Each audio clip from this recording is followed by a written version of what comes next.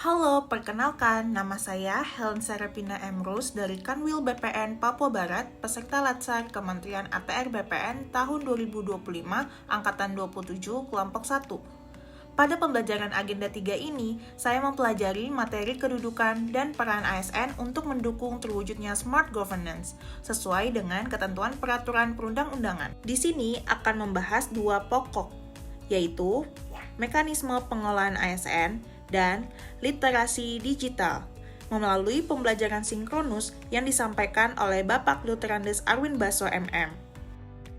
Yang pertama ada aparatur sipil negara, di mana ASN ini ada dua, ada PNS dan P3K.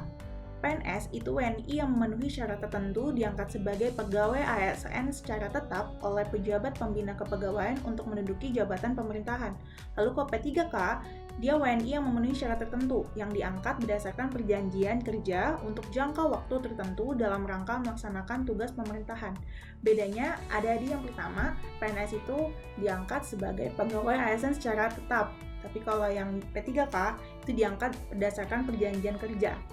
Nah, ini tuh semua diatur di pasal 1 PP nomor 11 tahun 2017. Lalu yang kedua ada mekanisme pengelolaan ASN. Di sini ada ketentuan payung diatur di Undang-Undang ASN pasal 2 sampai 65.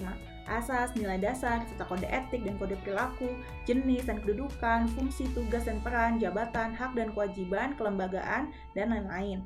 Dan manajemen PNS diatur di Undang-Undang ASN pasal 27. Itu ada penyusunan dan penetapan kebutuhan, pengadaan, pangkat dan jabatan, pengembangan karir, dan lain-lain. Dan di manajemen P3K itu diatur juga di Undang-Undang ASN pasal 27, ada penetapan kebutuhan, pengadaan, penilaian kinerja, penggajian dan tunjangan, dan lain-lain. Lalu, selanjutnya ada ruang lingkup manajemen ASN. Di ketentuannya, itu perencanaan kebutuhan, pengadaan, penguatan budaya kerja dan citra institusi, pengelolaan kinerja, pengembangan talenta, dan lain-lain itu diatur di Undang-Undang ASN pasal 31. Lalu ada manajemen PNS, itu penyusunan penetapan kebutuhan, pengadaan, pangkat dan jabatan, pengembangan karir, pola karir, dan lain-lain itu diatur di PP nomor 11 tahun 2017 pasal 2. Lalu manajemen P3K, penetapan kebutuhan, pengadaan, penilaian kinerja, dan lain-lain di PP nomor 49 tahun 2018 pasal 3.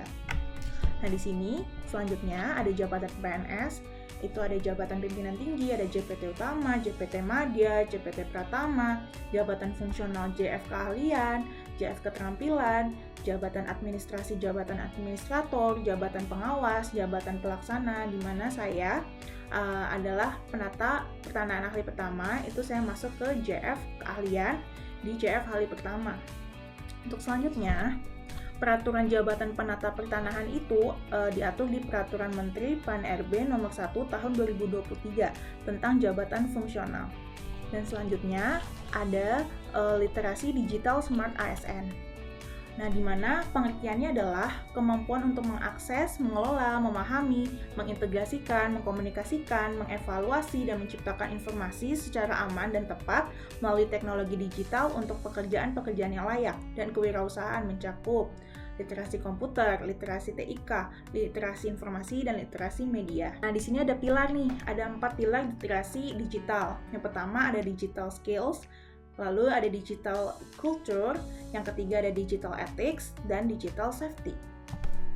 Insight yang saya peroleh dari pembelajaran Agenda 3 adalah bahwa pemahaman terhadap kedudukan dan peran ASN, sistem merit, serta mekanisme pengelolaan ASN menjadi landasan penting dalam pelaksanaan tugas saya sebagai penata pertanahan ahli pertama. Dalam menjalankan tugas pertanahan, saya dituntut bekerja profesional, objektif, dan akuntabel, serta menjunjung kode etik ASN agar pelayanan pertanahan dapat berjalan transparan dan memberikan kepastian hukum kepada masyarakat. Pembelajaran ini mendorong saya untuk terus meningkatkan kompetensi dan kinerja dalam mendukung terwujudnya smart governance. Terima kasih.